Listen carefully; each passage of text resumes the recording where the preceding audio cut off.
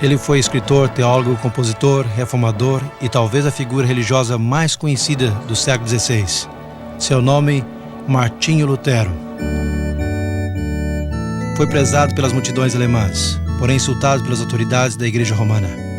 Filho de um mineiro rico, explorador de cobre, chegou a talvez ser o principal motivador do maior dos períodos religiosos, sociais, políticos da história europeia. A Reforma.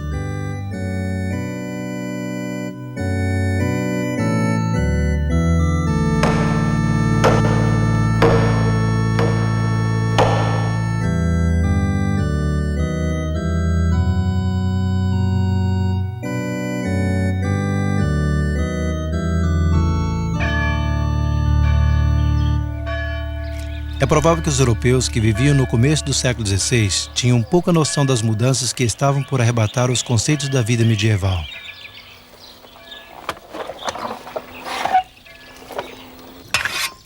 Calcula-se que 80% deles ainda cultivavam a terra do mesmo jeito que os fizeram seus antepassados por 1000 anos. Contudo, os sinais denotavam que uma mudança era iminente. A invenção da imprensa por Johann Gutenberg, a elaboração do papel e o espírito geral de investigação que a Renascença fomentou.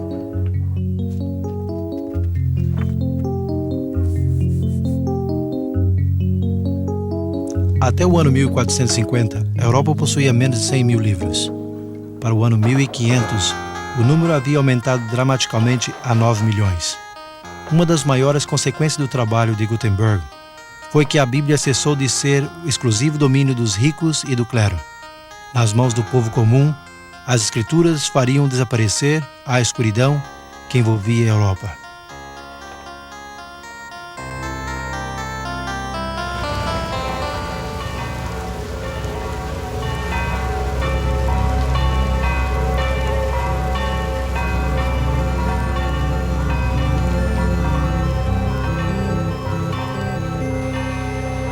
Elevando-se acima dos reis e seus súditos, encontrava-se a igreja medieval. Esta era o centro de influência de cada aldeia, cidade e corte no cristianismo. Mas apesar de todo o seu domínio sobre as pessoas, havia algo errado com esse sistema político-religioso.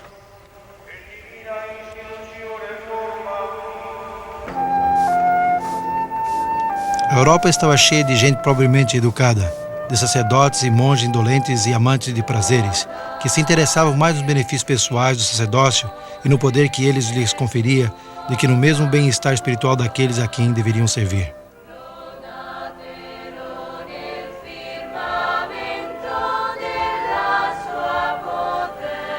Os bispos e abades rivalizavam com os reis na suntuosidade de suas residências. Os bispados, isto é, a região em que o bispo controlava, eram vendidos ao que melhor ofertava. De fato, a vida de muitos clérigos tinha chegado a ser um escândalo para a religião. Ensinava-se ao povo que se eles se confessassem em forma regular a um sacerdote, pagassem seus dízimos e ofertas, assistissem a uma missa, participassem em uma peregrinação a um santuário de um santo celebrado, ou realizassem algum ato de mortificação corporal, sua salvação estaria assegurada. Já no século XVI, a igreja havia se desviado da simplicidade, da humildade e do poder espiritual de suas raízes. Então, como foi que tudo mudou? Os primeiros cristãos partilharam as boas novas da vida, da morte, da ressurreição e ascensão de Jesus Cristo de Nazaré a todo o Império Romano. Eles enfatizaram que a salvação só se encontrava em Cristo e que era uma dádiva recebida pela graça de Deus por fé. Aqueles que lhe obedeciam eram uma parte de sua igreja. Mas logo essa igreja chegaria a ser um forte sobre-ataque. No princípio, a agressão veio da parte externa. Os imperadores romanos como Nero, Trajano e Diocleciano assassinaram milhares de cristãos por sua fé. Aqui no Coliseu, por exemplo, os cristãos foram lançados nas feras para serem despedaçados, enquanto a multidão aplaudia freneticamente.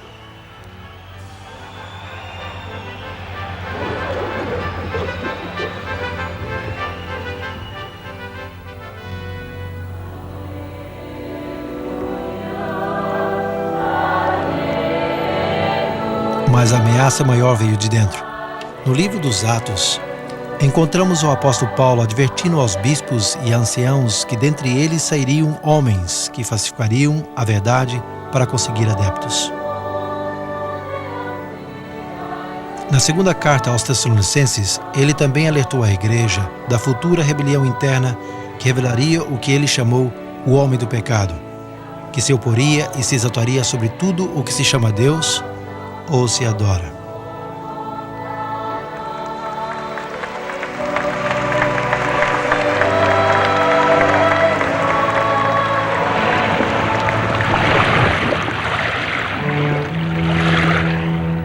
As advertências de Paulo baseiam-se numa profecia do Velho Testamento.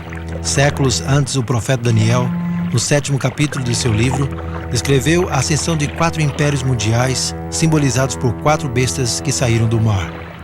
Um leão, um urso, um leopardo de 4 cabeças e uma 4ª besta horrível, com 10 chifres. Ele contou como o 4º império seria o mais forte de todos, mas que seria dividido em 10 reinos menores. E desses 10 reinos menores, representados pelos 10 chifres na cabeça da 4ª besta, sairia outro chifre ou reino, que seria mais imponente que os outros. Este faria guerra contra o povo de Deus, levantaria blasfêmias contra o Altíssimo, e até pensaria em mudar os tempos predeterminados e a lei de Deus.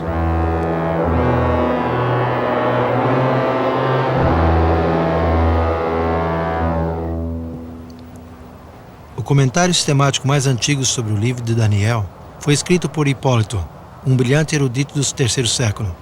Ele foi um dentre os que identificaram a Roma como o 4º grande império da profecia de Daniel.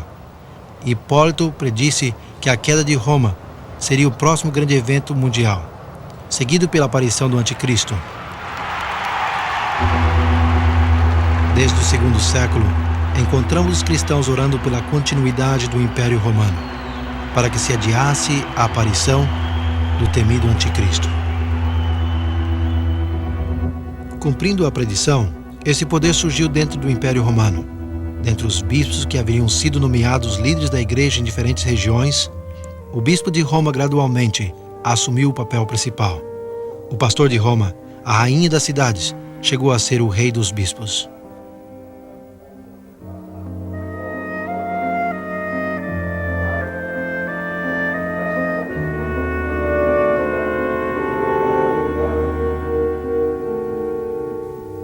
Quase ao mesmo tempo, o número de crenças e práticas que os apóstolos nunca haviam conhecido infiltraram-se na igreja.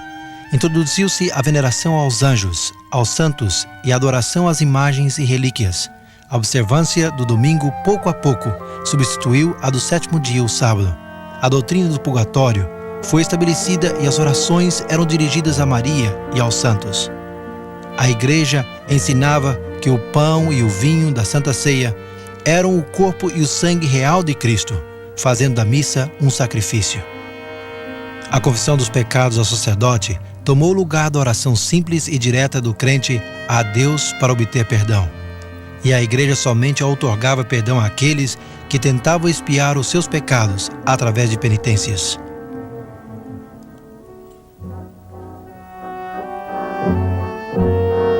Por doações e serviços prestados à igreja, ou como recompensa por boas dádivas, o Papa e seus bispos proviam o que eles chamavam indulgências. Essas podiam reduzir até eliminar o sofrimento dos pecadores no fogo do purgatório. Negando a grande verdade bíblica de salvação pela fé, a Igreja distribuiu os méritos de Cristo, da Virgem Maria e dos santos, oferecendo garantias escritas que eximiam das dores do purgatório. Também se podia comprar de um bispo a absolvição de anos de castigo no purgatório, quando se reparava uma igreja, se construía uma ponte, ou cercava um bosque, tanto como recitando certo número de preces, ou fazendo peregrinações para ver as relíquias dos santos.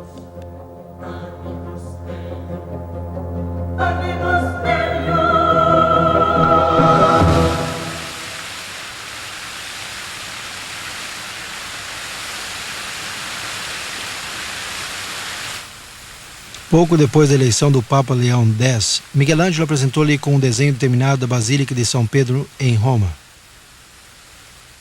E a venda de indulgências chegou a ser um meio atrativo para cobrir as enormes despesas desse empreendimento. Na Alemanha, o Papa encomendou as vendas ao persuasivo monge dominicano João Tetzel. A chegada de Tetzel à fronteira de Saxônia perto de Wittenberg em 1517 desencadearia os eventos que sacudiriam os mesmos fundamentos da Igreja de Roma.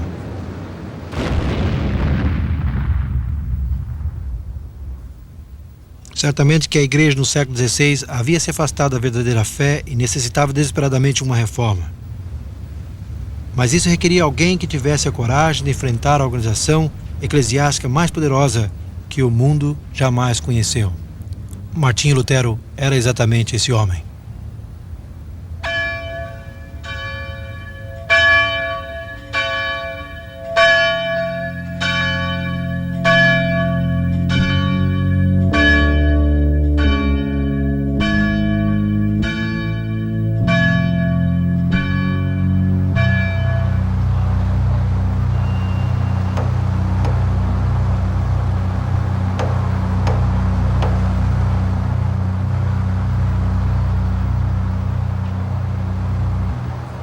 Foi na véspera do Dia dos Santos, no dia 31 de outubro de 1517, que Martinho Lutero decidiu cravar as suas 99 teses na porta da igreja de Wittenberg. A sua decisão não poderia ter sido melhor, porque no dia seguinte os peregrinos se congregariam na igreja para ver a extensa coleção de relíquias sagradas que pertenciam a Frederico o Sábio, reitor de Saxônia.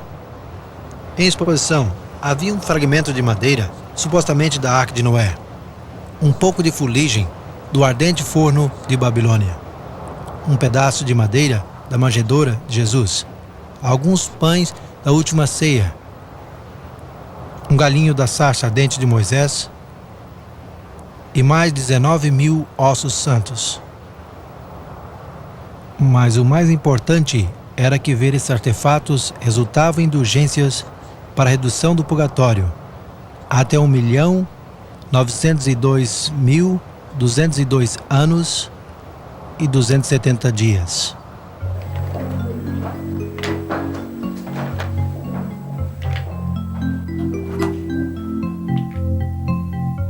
Apesar de que Lutero talvez só intentava usar as suas teses para debates acadêmicos, ele não pensou na facilidade do prelo de Gutenberg. No espaço de 2 semanas, as suas teses contra as indulgências, a proclamação do poder papal, foram lidas por toda a Alemanha. Em poucos meses, todos os cristãos conheciam seus escritos.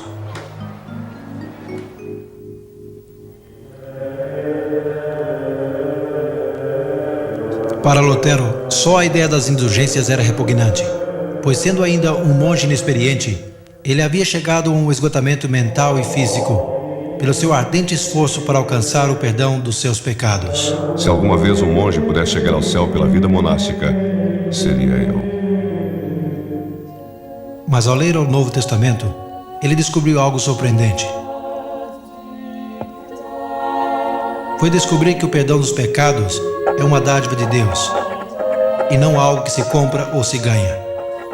O reconhecimento dessa exultante verdade da salvação pela fé chegou a ser a pedra angular da Reforma. E fez com que Lutero reconhecesse que o clero nunca poderia ser o mediador entre Deus e seu povo, como a igreja ensinava e praticava. De onde emanaram essas convicções? Não foi por decreto dos papas ou concílios, senão pelo estudo da sola Escritura, da Escritura somente. No entanto, a autoridade papal deu pouco mérito às crenças desse diabo vestido de monge. Ele foi excomungado em junho de 1520 e os seus escritos foram condenados ao fogo.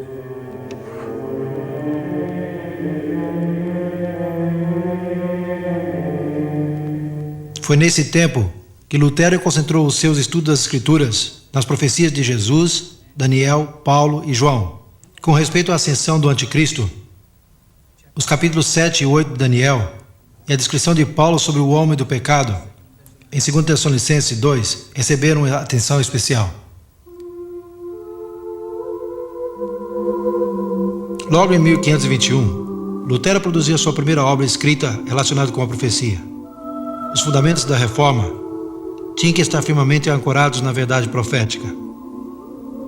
Ao identificar o Papa como anticristo em 1521, Lutero uniu a sua voz à de muitos ilustres eruditos da Bíblia que existiram antes dele.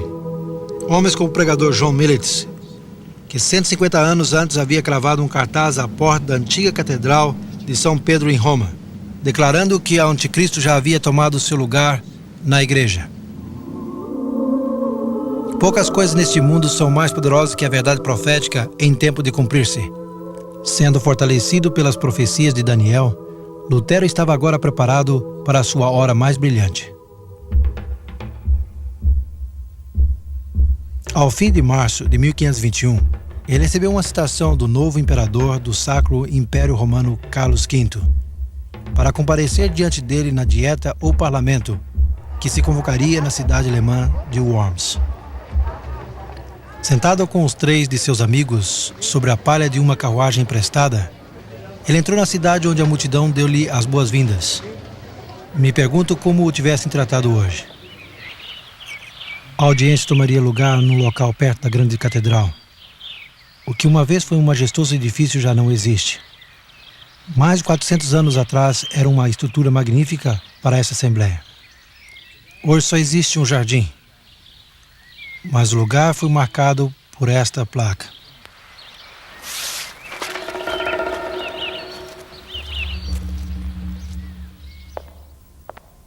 Nunca antes, em nenhuma época, um humilde monge havia comparecido em frente de tantos reis, príncipes, nobres, deputados, embaixadores, barões, senhores do reino, bispos e prelados da igreja.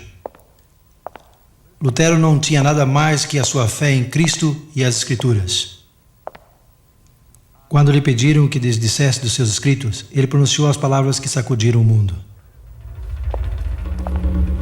A menos que as Escrituras e o meu raciocínio me convençam, eu não aceito a autoridade dos papas e dos concílios, porque eles se contradizem.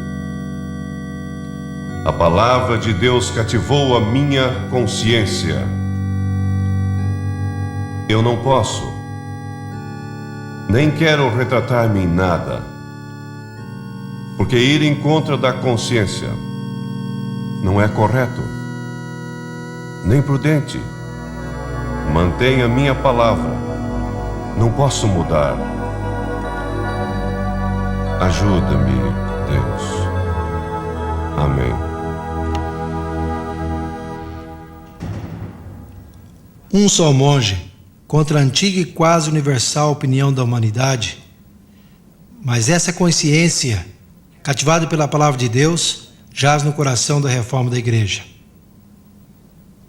É notável que na dieta de Worms, Lutero não foi acusado de ensinar uma nova heresia, senão de apoiar a opinião de outros que vieram antes dele. Dentre eles estava o estudante inglês John Wycliffe, que foi chamado a estrela da manhã da reforma.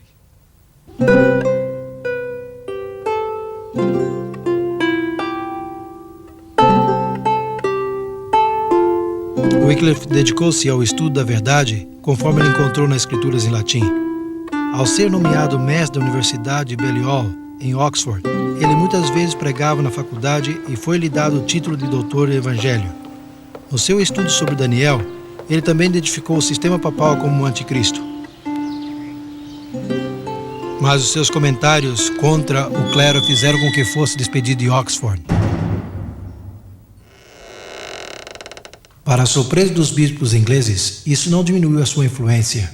Como reitor aqui em Lutterworth, Leicestershire, ele continuou convidando ao bispo, ao clero, à nobreza para reformar a igreja. A maior contribuição de Wycliffe foi talvez a supervisão da primeira tradução da Bíblia para o vernáculo inglês. Isso formou o fundamento para a reforma que se seguiu e acendeu uma luz na Inglaterra que jamais se apagaria.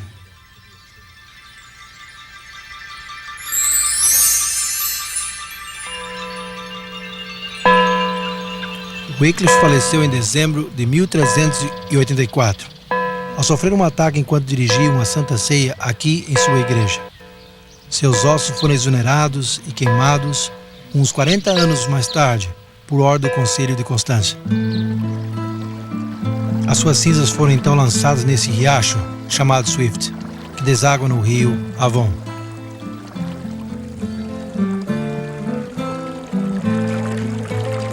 Rio Avon ao Sevner, o Sevner até o mar, assim como a obra de Wycliffe, como as águas se estenderá.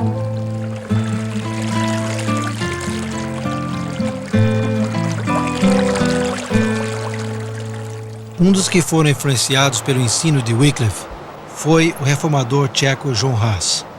Assim como Wycliffe, Hus identificava que o povo de Deus não está confinado às decisões dos concílios, pois estes estavam em conflito com as leis de Cristo. Para Hus, a Bíblia era a autoridade suprema.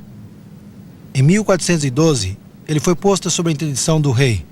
Hus declarou que isso aconteceu-lhe por ter pregado a Cristo e o Evangelho e ter exposto o anticristo. Quando foi chamado a responder à acusação de heresia, o imperador Sigismundo prometeu-lhe salvo-conduta até Constância. Mas ao chegar ali, o levaram à prisão.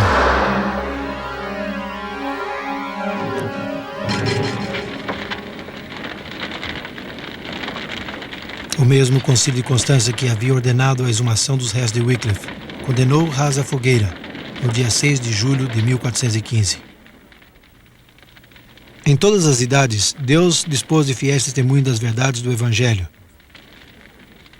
Apesar de nem sempre perceber essas verdades com claridade ou sem erros, eles amaram a Deus e a sua palavra e seguiram a verdade como a haviam conhecido.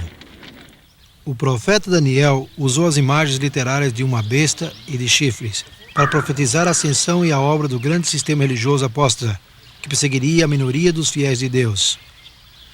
E no capítulo 12 de Apocalipse, o apóstolo João também usou símbolos para descrever a experiência do povo de Deus nas mãos desse poder. Ele conta o terrível conflito entre um grande dragão vermelho e uma mulher formosa e sua descendência. O dragão é identificado como uma antiga serpente chamada Diabo e Satanás, que engana o mundo inteiro. A mulher formosa representa a Igreja de Deus. O começo desse conflito está descrito em Gênesis capítulo 3. Deus disse à serpente que ele poria inimizade entre ela e a mulher, entre a sua semente e a dela. Agora em Apocalipse 12, João vê a continuação dessa guerra de ódio entre a serpente e o dragão e a mulher. Ele descreve a mulher como uma vestida de sol, tendo a lua debaixo dos seus pés e sobre a sua cabeça uma coroa de 12 estrelas. Ela está retratada como esperando ansiosamente o nascimento de Jesus. O dragão também espera esse nascimento. Quando os seus atentados contra o menino varão são impedidos, ele volta-se à mulher ou à igreja. Os seus ataques são similares aos que ele inferiu a Jesus. Primeiro com uma perseguição e morte, e logo através do sistema religioso, que enterrou a verdade de Deus sob tradições. Mas o revelador não nos deixa lamentar o sofrimento dos descendentes da mulher. Ele explica como Deus preservaria a sua igreja em áreas pouco habitadas, simbolizadas pelo deserto. Ambos, Daniel e João, previram a perseguição do povo de Deus com o mesmo período de tempo. No caso de Daniel, um tempo, tempos e metade de um tempo, ou 1260 dias. Do mesmo modo, em Apocalipse 12, verso 6, lemos: a mulher, porém, fugiu para o deserto, onde lhe havia Deus preparado um lugar para que nele a sustente durante 1260 dias. Mas será que eles denotavam dias literais? Por mais de 2000 anos, os estudiosos da Bíblia haviam reconhecido o princípio dia por ano. Muito antes do nascimento de Cristo, os judeus que traduziram o Velho Testamento ao grego foram os primeiros em aplicar esse princípio no livro de Daniel. Desde o século XII, os escritores cristãos também identificaram os 1260 dias com 1260 anos. Durante esse tempo, a igreja fugiria do dragão, mas Deus prepararia um lugar seguro para o seu povo.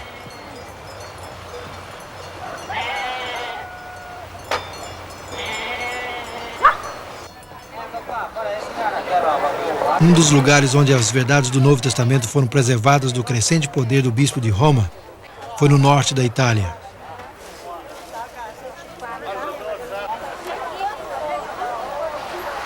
Ao fim do século IV, Ambrósio, o bispo de Milão, proclamou uma teologia evangélica que é difícil de diferenciar daquela estabelecida pela fé protestante 1000 anos depois.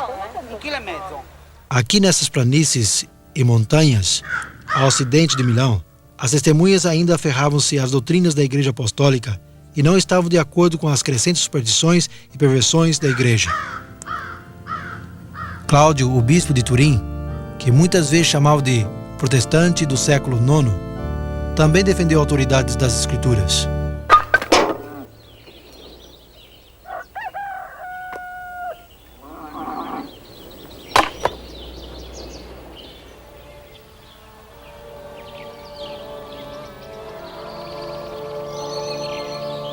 Estes vales e montanhas de cercania chegaram a ser um refúgio para talvez as testemunhas mais antigas representando a igreja no deserto, os valdenses.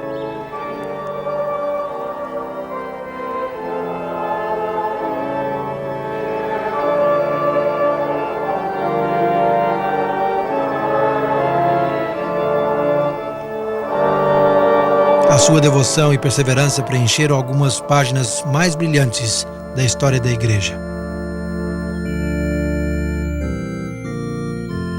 Muitos disseram que o nome Valdenses é derivado de Pedro Aldo, quem fundou o grupo Poor Men of Lyons, no fim do século XII. Mas a história mostra que os grupos evangélicos do norte da Itália defenderam os ensinos da Igreja Apostólica muito antes da chegada de Waldo. Do lado de fora da sede da Igreja Valdense, em Torre Pellice, encontra-se esta estátua de Henrique Arnaud, que no século XVII foi o famoso líder dos valdenses, ou Vaudois, como eram conhecidos. Ele uma vez disse do seu povo: em verdade, os valdenses são descendentes daqueles refugiados da Itália, que pregaram o evangelho ali depois de São Paulo, e depois fugiram do seu belo país, como a mulher mencionada no Apocalipse, a essas montanhas agrestes, onde até hoje passa o evangelho de pai para filho, com a mesma pureza que lhe foi pregado a Paulo.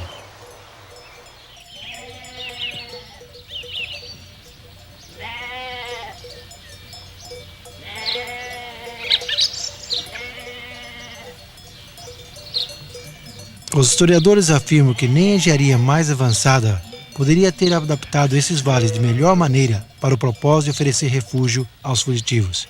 Cada um se une ao outro com uma sequência de câmaras entrelaçadas que juntas formam uma única fortaleza de incrível resistência.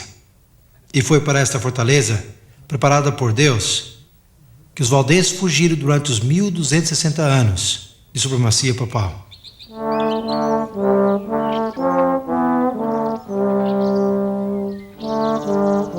No âmago dessas montanhas está situada a região mais importante de todos os seus vales, o Pra del Torno. Era este vale, regado pelo rio Agrona e coberto de milharais, pastagens de árvores frutíferas e enormes castanhos, que os valdenses com frequência vinham quando atacados pelos seus inimigos. Era aqui que também que os seus missionários eram instruídos, no colégio de Barbes.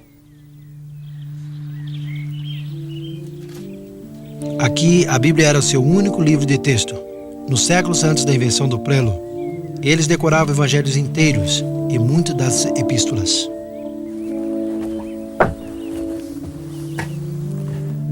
Aqui, sobre esta antiga mesa de pedra, os estudantes de Barbes, um após outro, transcreviam as escrituras ao vernáculo romântico, pois os valdenses foram um dos primeiros povos da Europa em obter a tradução das escrituras.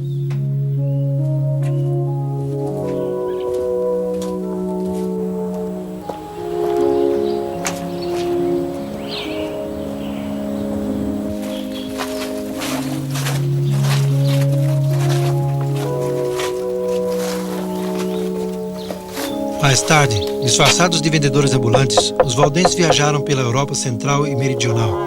Ocultando cópias do Novo Testamento em suas roupas, lhes era possível deixar aos seus clientes mais que apenas conforto material. Vendo que os valdenses cresciam em número e influência, A Igreja de Roma começou a inquietar-se muito. Reconheceu que, se permitissem a expansão do movimento, chegaria a superar tudo aquilo que Roma havia levado séculos para realizar. A terrível fúria dos inquisidores papais começou a princípios do século XIV. Os simples e pacíficos valdenses chegaram a ser parte da Igreja do Deserto, como João, o Revelador, tinha predito. Mas assim como a mulher do Apocalipse 12 foi socorrida pela terra, e a terra abriu a boca e engoliu o rio que o dragão tinha arrojado de sua boca, assim as montanhas protegeram os valdenses durante as cruzadas contra eles.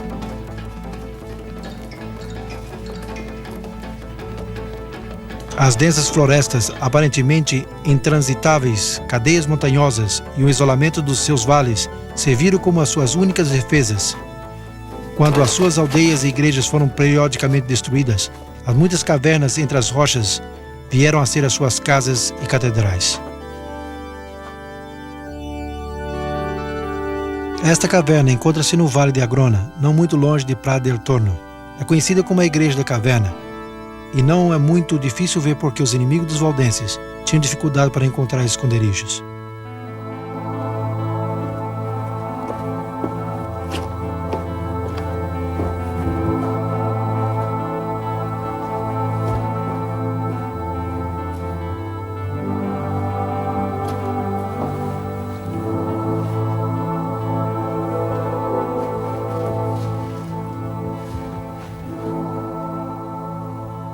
Deve ter sido um tempo espantoso, mas também de comovedora fraternidade, enquanto os vizinhos de todas as partes se reuniram para encontrar conforto e segurança, aqui embaixo, nas entranhas da terra.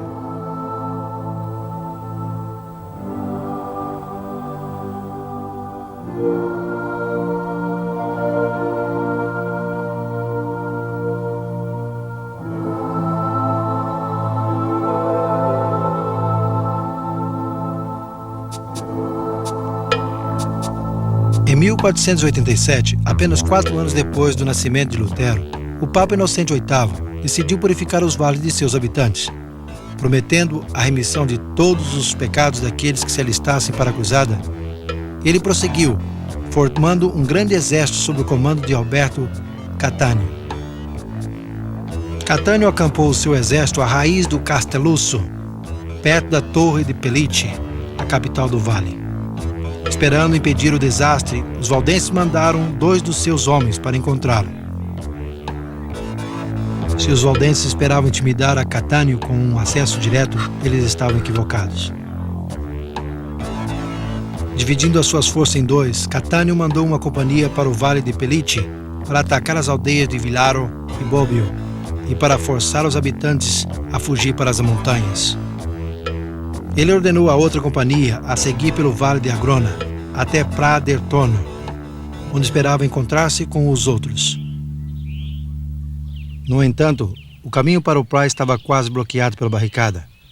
Isto era uma muralha íngreme que cruzava o vale, e a única entrada era uma trilha tão estreita que apenas 2 homens podiam cruzá-la lado a lado. Hoje é suficientemente espaçoso para que o trânsito passe.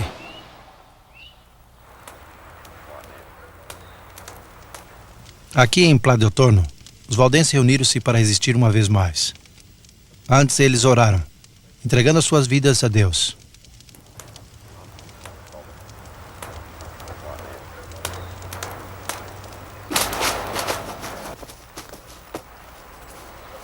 Enviaria Deus um anjo para bloquear o caminho do invasor? Ou se extinguiria a chama vacilante da verdade de Deus para sempre?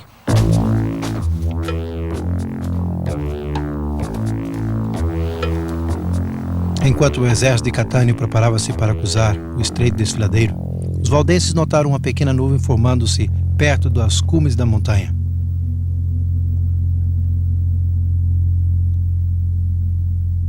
A nuvem cresceu e escureceu-se rapidamente, até finalmente cobrir o vale. A densa névoa causou confusão imediata.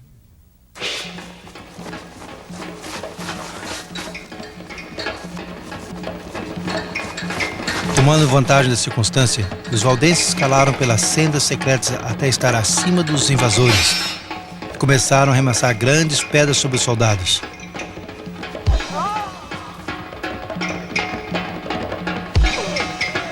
Em meio do pânico resultante, as forças de Catânio começaram a lutar entre si, até que quase nenhum homem restou.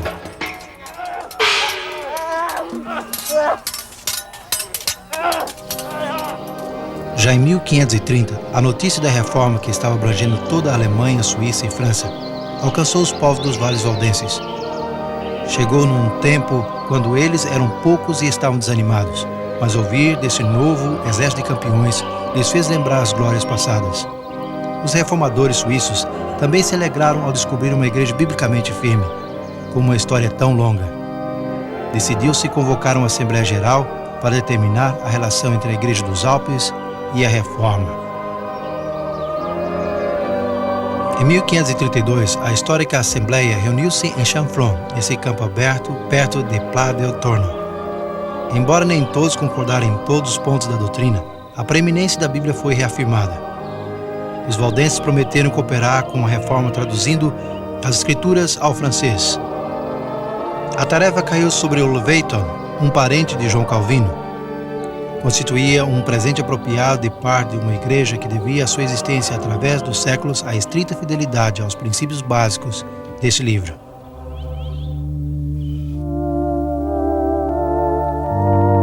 Tragicamente, as perseguições aos valdenses não cessaram com a reforma. Em verdade, se intensificaram nos anos que se seguiram, chegando ao auge no século XVII. O tempo curou a cicatriz do grande massacre da Páscoa em 1655. No entanto, a lembrança ficou permanentemente gravada nas mesmas pedras e fisuras do enorme Castelusso.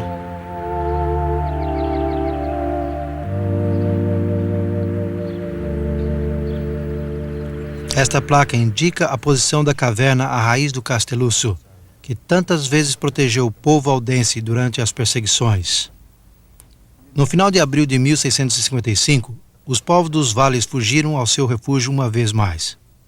Mas esta vez, os descobriram. Um por um, homens, mulheres e crianças foram arrastados das profundidades e lançados ao terrível precipício.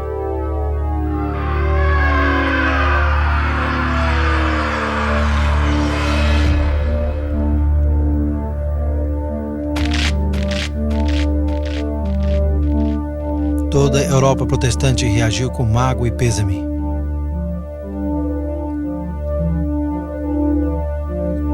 O cego poeta inglês John Milton escreveu um dos seus mais poderosos sonetos em lembrança dos mártires do Castelusso. Vinga, ó Senhor, os teus santos massacrados, cujos ossos jazem espalhados nas frias montanhas alpinas. Eles que guardaram a verdade antiga tão pura, quando nossos pais adoravam troncos e pedras. Não te esqueças. Em teu livro grava os gemidos dos que foram as tuas ovelhas, e no seu velho aprisco, mitigados pelos piamonteses sanguinários, que lançaram mães e crianças ao abismo de pedras. Seus lamentos os vales repetirão aos montes, e estes ao céu.